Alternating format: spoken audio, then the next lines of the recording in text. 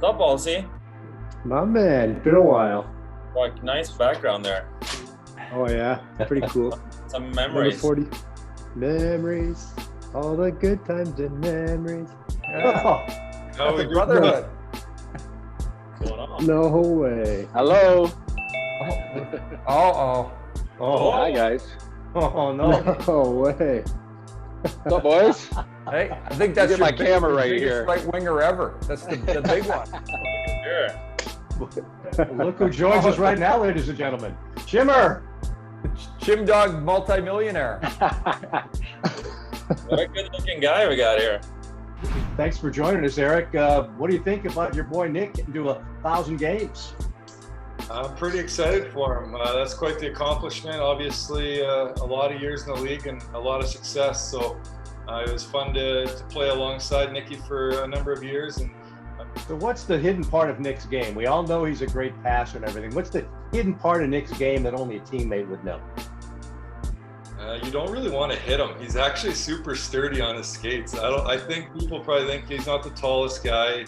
You could probably take a run at him, but it's a bad idea. It really is. So the first time you went up against him, did you chirp him? Did he chirp you? Did it go quietly? What'd you say to each other? There wasn't any chirping going on, but we were in the face-off circle against each other a bunch, and it got a little bit chippy at times. You know, there's some slashing involved there.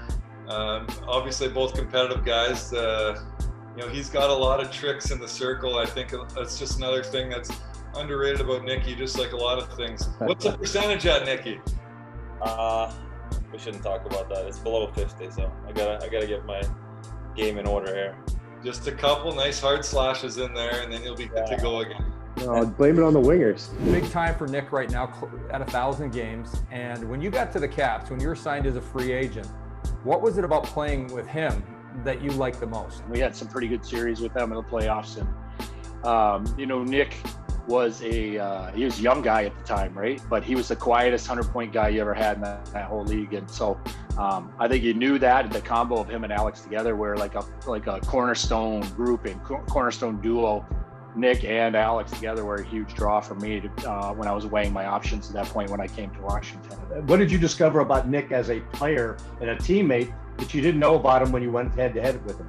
Nick was I think he was top 3 or 4, 5 pick or whatever he was. So you knew that he was a terrific hockey player. But I think the biggest thing that struck me was the poise that he had and never being rattled. And I think he was very wise how he knew how to use his body.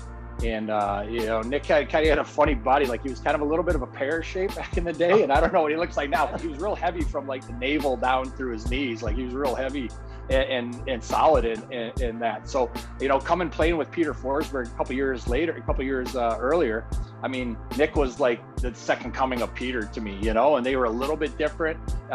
You know, Peter was a little more older and wise and stuff like that, but Nick had all the same traits and, you know, come out of the puck with a corner, head poised on the half wall, use his body to protect the puck. Like everybody on his team, everybody in the rink, when it was in his hands, everybody could take a breath. I know 1,000 games was a big thrill for me and for Chimmer and for guys like that. So we're happy for you. We're thrilled. You deserve it. Longevity and the funny thing is, Chimmer and I, we had a little bit of time over 1,000. You know, you got way more time than we do, so than we ever did. So which is great. So I mean, keep going. You're a treat to watch. I mean, there's coaches all over the country, all over the world that use you as an example and trying to teach your players, like, just watch this guy, how he performs on the half wall. Watch what he does. I mean, if you can mold a hockey player, there's a few guys that come through every few years. You can mold a player, you know, you mold them like a Sid or a Alex, and you're in that mold too, the top 5 of guys they try and teach their players to be. So. Well, that's kind of awesome. I got a little lump in my throat over that one. Chimmer's getting in with his kids, I'm sure. You're like, God, just do it like Nick does. It makes it look so darn easy. It's like, why can't everybody do that? And then you get out there, you're like, oh, I see why it's that hard. I mean, he just makes it look too easy. So, Chimmer, what was it like playing with Nick those years? What stands out in your mind? Some of the big games, fun times, moments you guys had together? Well, when you retire, you look back on your career, you try to think about people you play with, and there's only a handful of guys you're really saying, holy smokes, I was lucky enough to play with that guy. And the way he practiced, the way he played, it was just unbelievable. Some of the things you saw in big game moments, he's always there for us. Just a great guy, a great teammate. consider myself lucky to watch him for 8 years of my career. I had a good seat in the house, so right on the pine for a lot of it to watch it, so it was pretty awesome. Hey, Nick, I got to ask you, man. We see TJ Oshie out there in pregame warmups having some fun doing crazy things, but I always thought Chimmer was the OG of all that. What was it like playing with him, and how much fun did you have with all his craziness and the antics he would pull on and off the ice? I've never met a guy that's always happy when you get to the rink. I mean, it was 8 o'clock in the morning. The guy would be, I don't know, he had so much energy, and everyone else just barely woke up, and he's there, he's joking around, and I don't know, we had a great time. Those years back, we were a little unfortunate, I think. We had some good teams. We should have gone further, but and it would have been fun to win a championship with all the guys that are here in the Zoom now. So, I mean, Chimmer, you're a great guy, and you're so funny. You're a great hockey player. And I wish if I had your speed, I would skate nonstop. Well, I'll trade you. I'll trade you for a bit of your hand. I might be still playing, for Pete's sakes. Let's do it. Hey, Nicky, we thought we'd get one of your former babysitters in for you. How about that? Great. Rookie.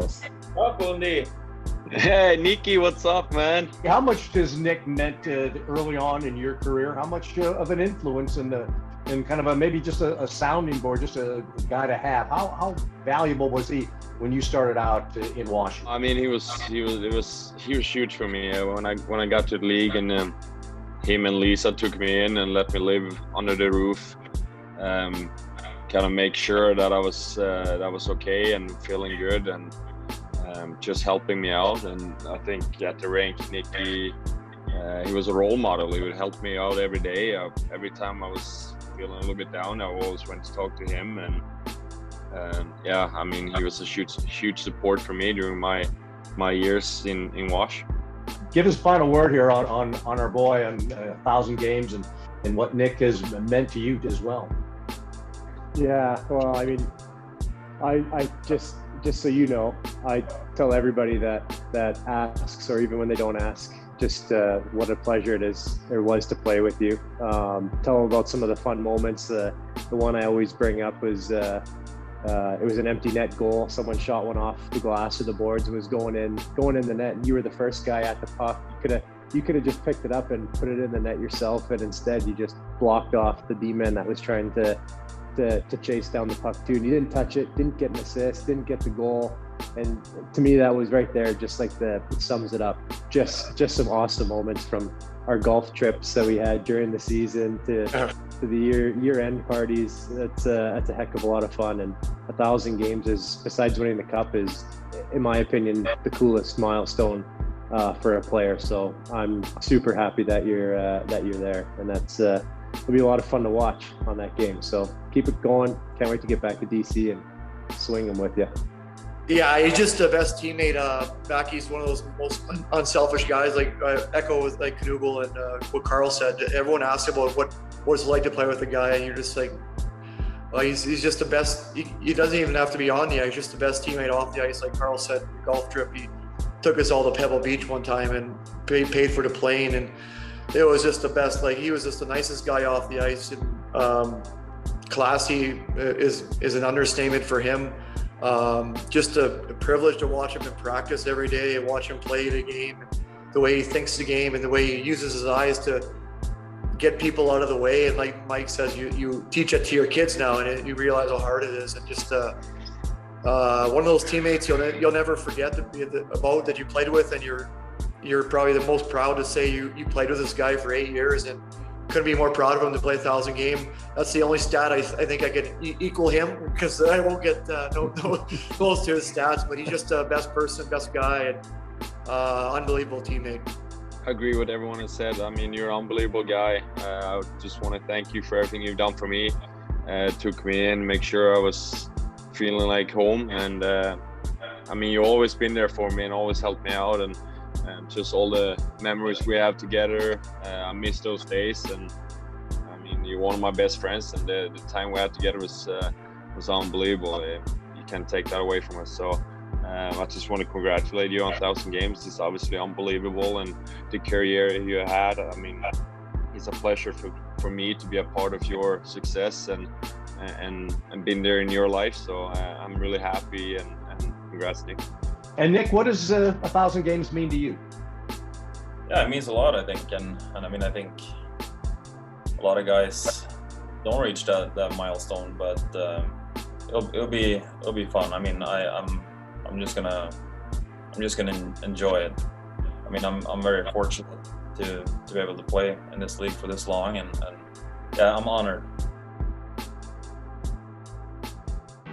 Eric, one of the things when you look back, you had to go to the enemy to win a Stanley Cup, but when you look back at your old team and you got to see my favorite memory of Nicky and Ovi, they finally get to embrace after they get the Stanley Cup. What was it like watching that moment for you? I was really, really happy for the guys. Obviously, I would love to have been out there with the guys, but you know, especially because I had won one earlier, it was a little bit easier to take. But you know, it was fun to watch the guys go around the ice. But I really wish I could have been a part of it, obviously. Ovi went over and gave Backy the hug to see your former teammates. What did that mean to you to see those guys that happy in that moment? Well, it was awesome. It was one of those things that you're just like, you feel like you're a bit a part of it, even though you didn't win it with them, but you felt like you're a part of it a bit because you spent a lot of years with those guys. You know how much they wanted it, how much backing those guys put in the work for it.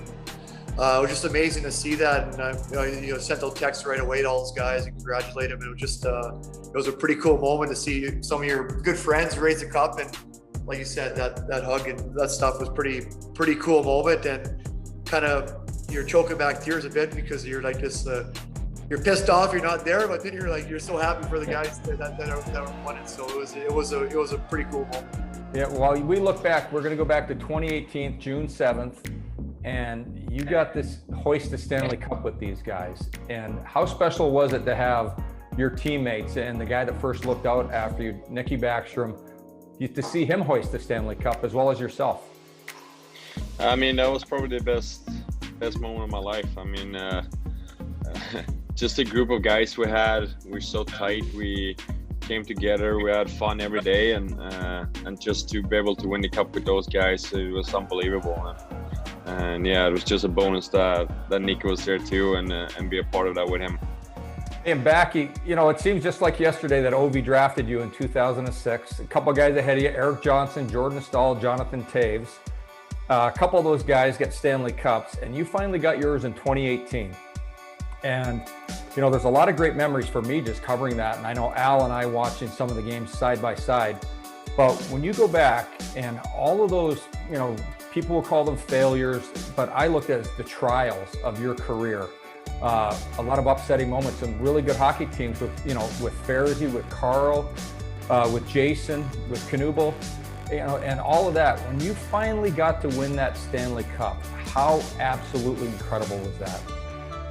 Yeah, it was obviously I feel like the best time of my life, and that's what you've been striving for too all these years. And as you said too, I mean, I think those trials that you're talking about, it's a learning experience too. I mean, you gotta fail to be able to be successful, I think. But I mean, it was a great feeling, and yeah, I mean, I want to do it again. I mean, that's where we're at, you know. So that's what all players are striving for. Yeah, well, I remember seeing you in training camp that season, going into training camp, and you were in kind of a bad mood. And you know that you had that the year before, the upset with Pittsburgh, and that, you know, just you look back at that and how that had to drive you to carry you on. I thought it was absolutely incredible. I look back, and I don't know what your favorite assist is, but my favorite assist by you, your best assist ever in my opinion, was in Game 5, a power play assist, a sauce pass to Ovi. When you look back at your plays that you've made in your career, which is your favorite assist? Yeah, I have to agree with you on that one. I mean, I think especially in slow-mo, it's nice.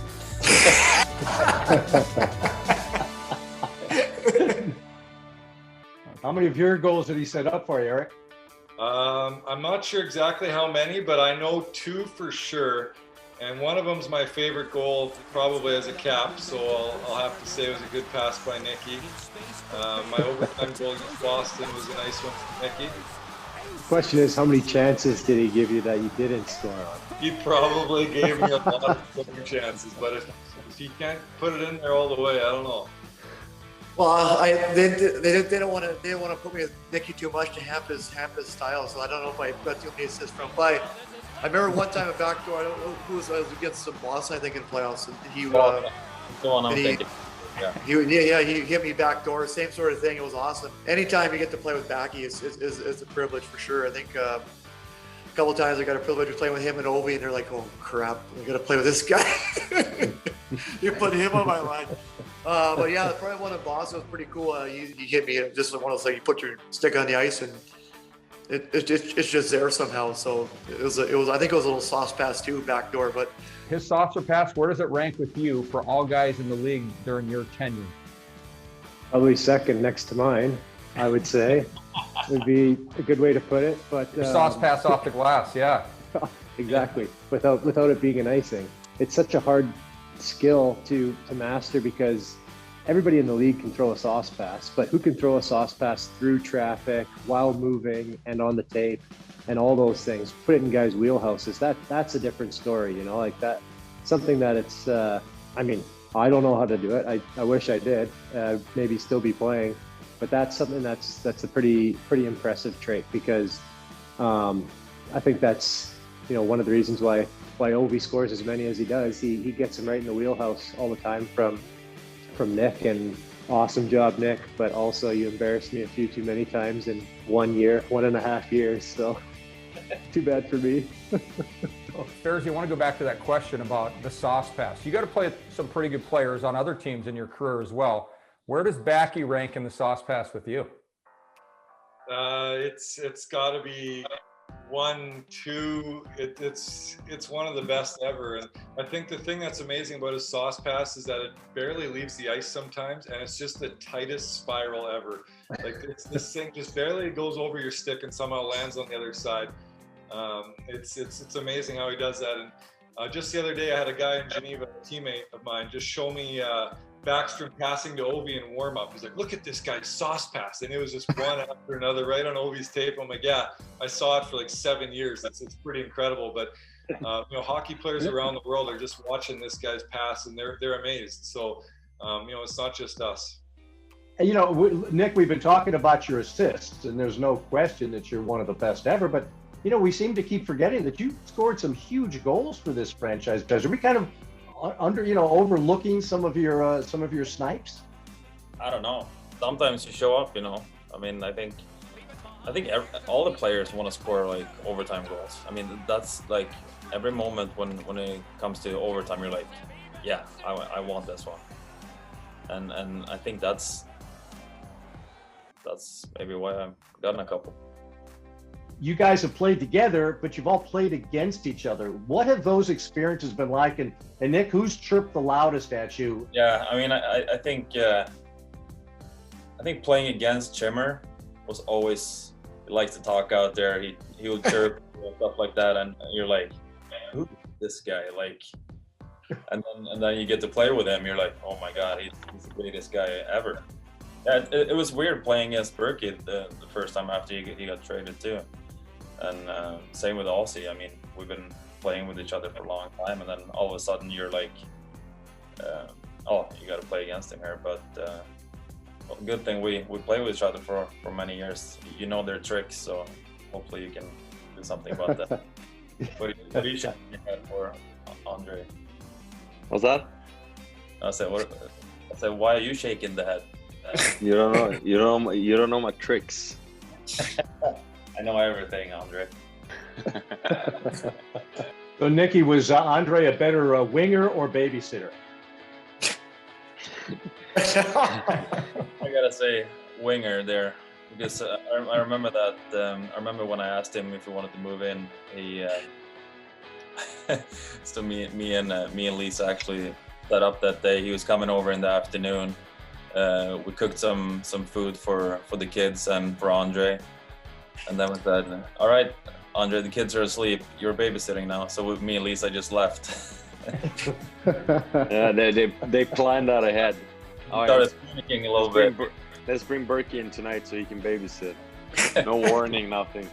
He started panicking, I think, in case the kids were gonna wake up. So I think he called his mom or something. Okay, so what happens if one of the kids wake up? Yeah, I was a little nervous. I didn't really know what to do. The question How do you is, handle this? Did you get more babysitting out of Berkey and your kids, or did you have to do more babysitting because Berkey was there? No, he's a really good babysitter. He, like, all the years he was with us there. I mean, the kids love him. He's a great babysitter. I think that would be something for you after you retire, Berkey. I got to be a sleep nanny. Sleep.